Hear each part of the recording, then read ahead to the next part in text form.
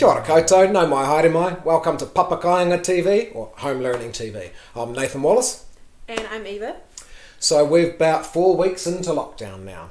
We're going to have a quick summary of the stuff that we've looked at, ways that we can try and help you to summarise the research to tell you how to cope. I think what's on top for me at the end of this 4 weeks, I was thinking about this before we come on, it's really a little bit of guilt probably, about all these things I wanted to achieve in lockdown. Who knew it was going to go that fast? I still haven't learned the guitar. I still haven't extended my te reo Māori as much as I want to do. Still haven't written the book. I've achieved lots, but yeah, that's what's on top for me. What about you? I'm quite amazed that we've been in lockdown for 4 weeks. Yeah. You have been locked in the house 24/7. Right. And you still seem to have no free time for me. Oh, yeah. Okay, yeah, bit of parent guilt there. Yeah, that's right. And I think that's a common issue for everybody that, yeah, we've been so busy. I haven't even finished our TikTok dance. And then I'm in home with a 21-year-old. I imagine for people that are home with 6-year-olds, 16-year-olds, that's a whole lot more difficult. So this issue of trying to balance out work life with looking after our children as well. I think the first thing to acknowledge really is that it's a big ask. Looking after children is a full-time job. If you've got a full-time job, that means 2 full-time jobs. So be nice to yourself because it is a big ask. So, how do we achieve that balance? As difficult as it is, what is going to help is keeping the child calm and centred. So remember we talked about the scales last time. So I've divided the brain up now and I'm going to take this frontal cortex. It's responsible for all the good behaviour that makes it nice to live with, like understanding consequences, controlling emotions. That's here, our frontal cortex. And then the survival brain, that's really in charge down the base of the brain.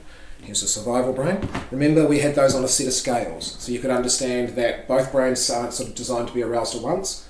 They work in relationship to each other, just like scales. So if we want all that good behaviour, we need your child's brainstem to be nice and calm. We've talked about ways to calm that brainstem. Number one way is really you. You have to model that. Children use you as a social referencing point. So think about things like pace. If you are approaching your child at a really fast pace, then you're setting that brainstem on arousal. So calm yourself, centre yourself, and when you are talking to your children or teenagers, try and talk, think about pace and just try and keep it nice and steady so you set a good tone for the conversation. That will help to calm the brainstem. We also talked about the importance of just staying connected and talking to our kids so we get those emotions out of the brain, so that helps to calm the brainstem. So get it out of your head, talk about it. Maintaining a routine. I know we've said this a few times, but can't stress how important that is to the brain and calming that brainstem. The kids have to have regular sleep. We also talked about regular exercise. So that exercise doesn't have to be formal, it can be as simple as dancing around the lounge.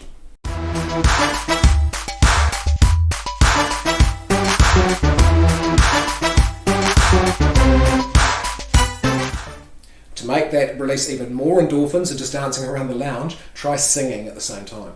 Singing is one of those things that really does magic things to the brain, and there's very few things we can find that pump as many endorphins into your brain as once as singing. So don't be scared to sing. It doesn't have to be alone in the shower, but if that's the only place you can do it, because singing is really, really good for your brain.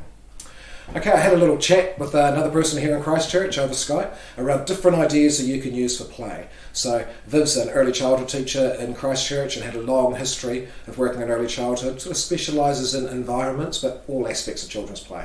So let's have a little chat with Viv, see if she can stimulate some ideas for us. Kia ora taku hoa, how are you, Viv? Oh, kia ora Nathan, how's it going, bro? Oh, pretty good. Pretty safe and lockdown. Yeah, safe in lockdown. Still well connected, but safe. Yep. Yeah. Hey, and thanks for taking the time, Viv. I was saying to people that when I think about types of play, especially around early childhood, and I think about the environments for play and the types of play, I thought, oh, Viv, that's your thing. You've been in early childhood for a long time in Christchurch, so could you share some pearls of wisdom with us and the parents? Well, I suppose when I think about play, I'm a firm believer. I try and make sure I get some in every day. Yeah. I think it's a lifestyle choice. But also I think play is so important because it's such an incredibly profound tool for learning. Right. For children and for adults. It's the way in which we engage with the world, work things out, experience new things, have new ideas, Yep. and also in terms of learning from play. Yes. I think about your work, Nathan, and the being relaxed, having an open brain, having always being successful, and having just being involved and wallowing in that joy of having ideas, space and time to work. Oh, it's wonderful. I love how you connected it straight to adults as well. That misconception that people have that play is something you do as a child, whereas here really you see clearly, whether you call it play or not, people play for their whole lives. In lots of ways it's what being human's about. Yeah, and I also think that play gets a bad rap. You know, we often talk about play as, you know, the thing you do when the work is done, or, you know, somebody just playing around, you know, as being a problematic thing. And I think actually if we do believe that play is a profound tool for learning, or as Einstein said, the highest form of research, and we put it second place to other ideas about what learning is. So if you were in lockdown now with 3 kids, Viv, where's your mind going? What would you be doing? Well, I suppose my first thing is for parents, you know what your kids are into, you know what they like to do, so think about the ways in which you can support their play in the things that they like to do already. So, you know, if they're, you know, into dinosaurs, for example, you might, you know, give them a bit of the garden and let them have a landscape to add on to what they're doing. You know, their play is in their head. So use what they're into to start with and add on to that, either by adding an environment, a landscape to play in. That might be huts under the table, it might be huts in the garden, it might be a racetrack or an obstacle course for really active kids. That can be inside, that can be outside. I think go with what they're into and think about the ways that you can add on and extend the opportunities with that, but also as a parent contain it and keep some kind of organisation to life in the house, because you know it gets so chaotic. Beautiful. Thank you, Viv. It's been fabulous talking to you. We might connect again. Kia ora. Lovely. Good to talk to you, Nathan. Ka kite hoa. A concept that I see underpinning all of this work-children balance is the concept of full attention. You will actually save yourself a whole lot of time if you devote time during the day to give your child full attention. What full attention means is you might think you're giving your child full attention already, but our stereotype as Westerners is that children are pulling on our apron strings, constantly wanting more attention because their emotional cup's never full. And that's largely because we try and multitask. We give attention to the child, we help them with their homework, but at the same time we're peeling potatoes and we're listening to the national radio and we're answering a text. That's not full attention. Full attention is when the child feels that they have your full, undivided spiritual, emotional, intellectual and physical attention. Nothing's more important than them. It will really save you a whole lot of time to put all that stuff away, fill your child's emotional cup by giving them full attention. It's much easier for them to entertain themselves then for 20 minutes, you know, depending on their age, however long, because their emotional cup has been full.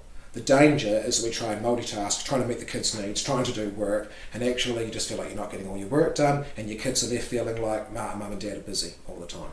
So you can circumvent a little bit of that by just having clear, allocated times for your children and giving them your full, undivided attention. So here's a topic close to my heart, be close to yours too, Eva. It's a lot of parents have talked about the difficulty of being at home with 2 children of different gender. So this is a wee bit easier to create things that they both want to do if they're the same gender. From a research point of view, I know you've got an opinion on this because you've got a brother and lots of holidays at home. In the research, the most conflict you're going to get between siblings is with a 2-year age gap. It's basically explained because if you have less than an 18-month gap, you tend to operate more like twins, so you still fight sometimes, but there's less competition. Sort of a 2.5, 3-year age gap, you're at such different developmental stages as siblings that they don't tend to be in competition as much because one's older and one's younger. But 2 years is not close enough to be like twins, not far enough apart to have a different developmental stage. It's just the perfect distance to be in constant competition with each other. The only way that you can make that worse is if you 2-year age gap and it's opposite gender. So the recipe for having the most conflict between siblings is opposite gender, 2-year age gap. Exactly what I've got. We should have your brother on the phone to give his point of view. That's crazy, because Jack and I are just best friends. Everyone knows it. Right, yeah. Wasn't that way growing up. So, when we were at home on holidays and stuff, what did you find that helped that? I think having our own spaces. Right, yeah. Like, we knew the rules, like, you couldn't have the iPad and the TV at the same time. Right. And Jack had the TV in the morning, and Yeah. If I was in the kitchen, he couldn't go in the kitchen. So it was negotiated out, separate spaces at different times. And Yeah. I found that worked quite well, that it was maybe a bit of a big ask to expect them to resolve everything together themselves. So there was times when they did have to be together and work things out, but also clear times where, okay, Eva's got that lounge now to do her creative stuff, and so separate things out. So that's one handy thing that we can do. Another one that I've come across in the literature a lot was in the feedback on Facebook, is having a large gap between your children. So you've got like a 14-year-old and a 3-year-old. I can see how that would be difficult. You sort of could easily fall into the trap of having the 14-year-old is going to be looking after the 3-year-old.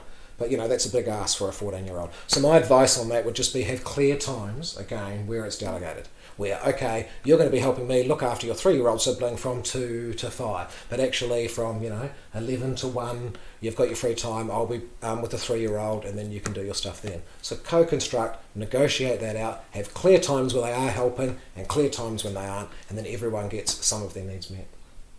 Okay, we've run out of time. Again, thanks for your support, everybody. It's been an exciting journey doing this. It's quite interesting making television with one real camera, one real microphone. So huge mihi to you. Thank you for helping out and jumping in. Kia ora koutou katoa. See you again.